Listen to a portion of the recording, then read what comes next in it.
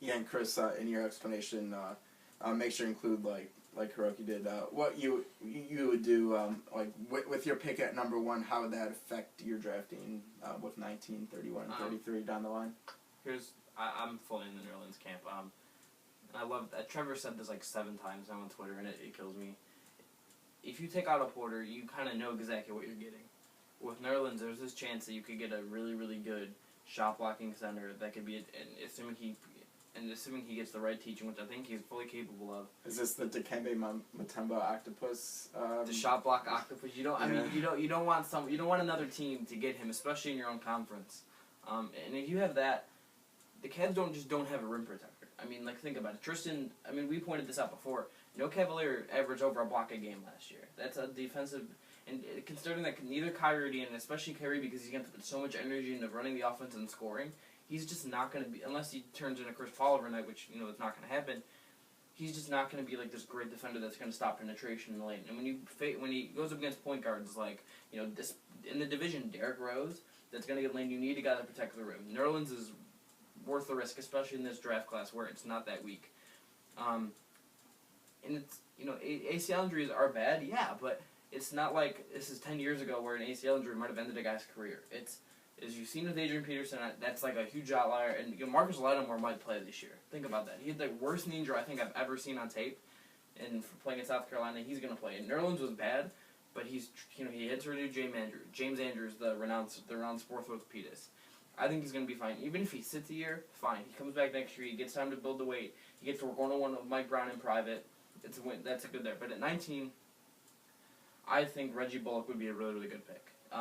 If the Raja Bell comparisons with a longer Raja Bell workout, that's a steal at 19. At the same time, if Sark's in the draft, or Sergei Kazarev, I think it's how you pronounce it, he could be a really good pick at 19 as well. There's some interesting picks for the 3 there that might provide a little more flash than even if Otto Porter might be the better player. They're going to provide more flash, a little bit more bravado with their shooting. And Deshaun Thomas is a guy that, if you take him at 31, you stash him away in Canton for a year, let him develop, he could become a hybrid 3-4 off the bench with his size. I just think New Orleans, you can't really pass that up. He's the only player in this draft besides McLemore, and I think taking Waiters kind of eliminates taking McLemore because unless you want to make Waiters a 6-man, which I don't think they want to do, even if I think it's the right move, you can't take him. So you have to take New Orleans, and then you just build otherwise. And if you're looking at this offseason, they need to get a big no matter what, especially if Spades opts out. It's going to be easier for them to get a wing that they can maybe use for a season or 2 than to get a big. And they'll be cheaper too. I mean, would you rather overpay for Nikola Petrov from the Timberwolves, who's had injury problems, or would you maybe make a run on Andre Iguodala or sign Tony Allen to a short-term contract or do something like that? I think New Orleans is just the guy in this draft, and you can't pass that up. Let me ask you, though, what do you expect New Orleans to be? Let's say that everything goes correctly for him. What do you expect him to be averaging in his prime, numbers-wise? Well, can I operate under the assumption that Kyrie? What about can I ask you this? Assuming he develops as well, but does that also include Kyrie and Dion developing well, or absolutely? Whatever assumptions you want to operate under. Yeah, let's put Dion around 20. That's where I'll put his apex around 20 points. Okay, let's say Dion's getting 20 a game and Kyrie's getting somewhere up above that. New Orleans scores somewhere between 10 and 14 a night. Yeah, I don't think he needs to be averages 2 blocks a night. Close to 10 rebounds with Tristan rebounding well. That's ultimately in a weak draft class. That's going to pay off. See, I don't think this is a weak draft class at all. I think this draft class is overflowing with talent. You're telling me that the number 1 guy that you have to get is a guy that's going to be averaging 10 and 10. 14. 14 and 10 in his prime, which I don't think will happen because I don't think he has the offensive game, and I don't think his offensive game is going to develop. To me, that's a mistake, especially when I believe that he's injury prone. That's just my take on it, because I think that there are going to be guys in this draft that are going to have much more impact than a guy that's averaging 14, 10, and 2. But it's just at that position, it's the league's way different now. I mean, you see the wing players really do dominate the league, and there's way more better point guards than there are centers. But it's if you have, I just think about the Cavs defense last year and how many times I saw people get to the rim. Mm-hmm. As much as especially late in the game. Yeah, especially late in the game, to even get a chance to get a guy that can help shore up that part of the defense. I mean, there was a game against the Brooklyn Nets where Luke Walton had to defend Brook Lopez in the post, and he just had no business. And I think Nerlens is going to be, like, I have faith that his knee's just going to be fine. I think maybe some of the stuff might be getting a tad bit overblown. If he's fine in the post and he's a defensive presence, that's a statistic you can't exactly measure. I mean, Tony Allen, even though he's atrocious on offense, he's a stopper. He's a stopper, and except for a few moments in the San Antonio series, I mean, you put him on a guy, he's gonna get in his face, he's gonna lock him down, and that's even though it doesn't show up in the box score, that's something that's just so important to a team, especially on a team with the Cavaliers, where their best player, as of right now, is a defensive liability. Yeah, and Cleveland really, when all you can talk about really, when you talk about Cleveland's defense, is that Lonzo Gee is one of the best on the ball defenders on that team. Is the best right now under contract, the best on the ball defender, and he's like an average defender. I just think they kind of addressed it with hiring Mike Brown, a defensive-minded coach. And I think we talked about the needs with our first subject, but I think defense is the way to go, and small forwards right behind that. That's just my opinion. But real quick, before we move on to our finals reflection on the finals thus far. Real quick, we're going to say, do you guys see, any reason for the Cavaliers to trade any of their draft picks? Do you see getting any value from any possible deals? Hiroki, you can go first. You know what? Draft picks. I think that a package with the number 1 overall pick in Angie for one of the top forwards in the league. So we're talking about, like, that could be a deal with the people we're talking about with the Kings of DeMarcus Cousins? Well, with the Kings of DeMarcus Cousins, with the Trailblazers for Aldridge, okay. and for the Timberwolves with Kevin Love. I think any of those would be a good deal to swing. If you look at any of the teams in this league that are really coming into prominence right now, they have a couple superstars, and I think that'll really take the weight off of Kyrie, both definitely in scoring, to get another one of these top guys. I'm a huge fan of all three of the guys they could possibly get. And, Andy's been often injured. He would be a good rebuilding piece for a couple of those teams. Honestly, what worries me most about the draft, about the pick, is that I'm not sure that it would really work out for either of the teams. I don't see the Kings really reasoning, because if you're getting the number 1 overall pick for them swinging, I'm assuming that they're probably going to take Noel. Especially if they'd be swinging a guy like DeMarcus. Kings are about to hire, are rumored to be hiring Kenny the Jet Smith as their GM. They don't exactly know what's going on over there. Yeah, they really don't. The Kings, Mm-hmm. they're a different story over there. They spent a lottery pick on Jimmer Fredette. Let's just all they do is just take it. Anyway, the Kings are just out there, so maybe they'll do that. But with the Trailblazers, if they don't keep J.J. Hickson, then that would be a reason for them to maybe swing the pick along with that to get Varejao, who's an established player, and then maybe get their center for the futures that they're hoping for. Especially when they get some nice guard pieces with like Damian Lillard, Wesley Matthews, Nicholas Batum. And as for the Timberwolves, if Pekovic doesn't come back, that's another possible landing spot.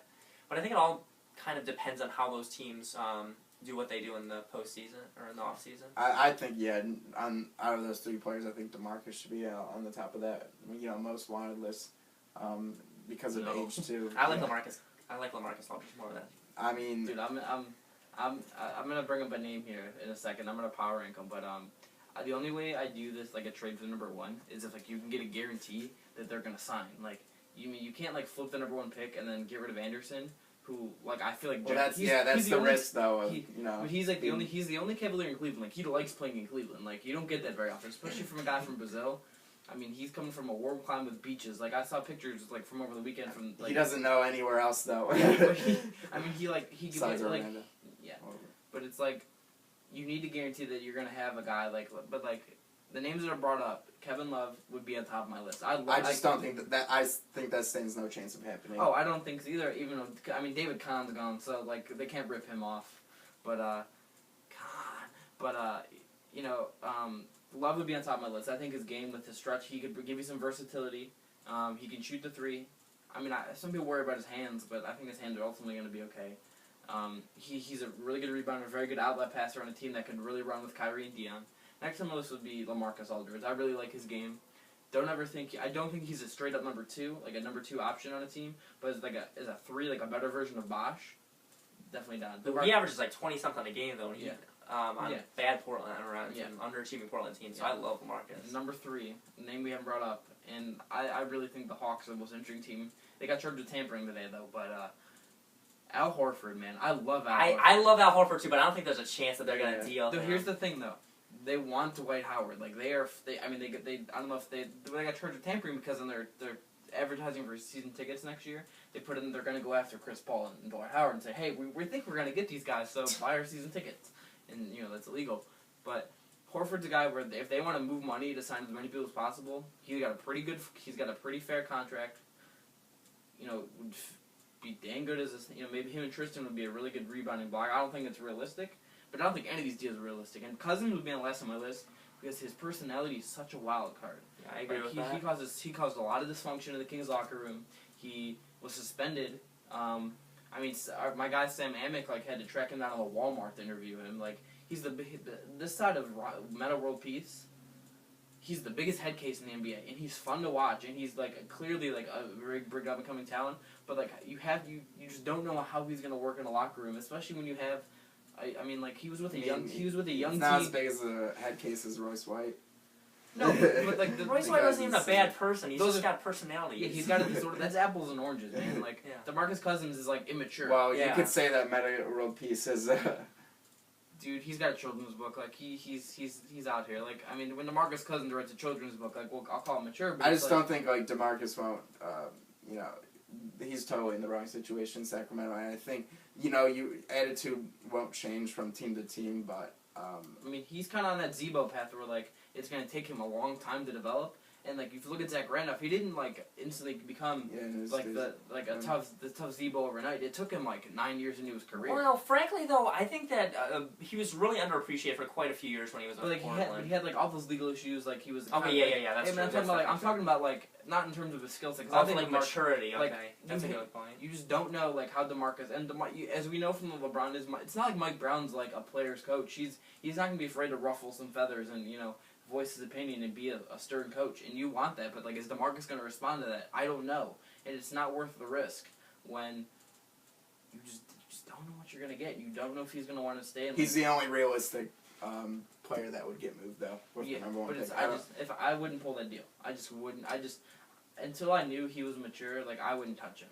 I trust DeMarcus Cousins more than Nerlens. If it's not 2K13, if I'm not playing Xbox, I don't touch DeMarcus Cousins. Frankly, though, if I was Sacramento, the last guy I would move is Cousins. The first guy I would move is all of those guards that they've taken. Shimmer Fredette. Not just him.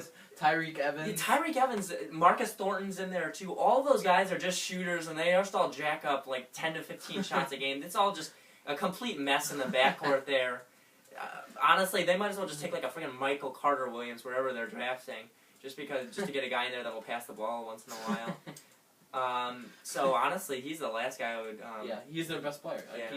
He's their best chance right now of having a star on the team because Tyreek's completely fallen off a cliff. Yeah, definitely. And he's the best chance, and you can't move that. And with Horford, him and Mark Gasol are top two centers in the league, and they're going to be for quite a few years to come. And if that somehow happened, that'd be incredible. Yeah.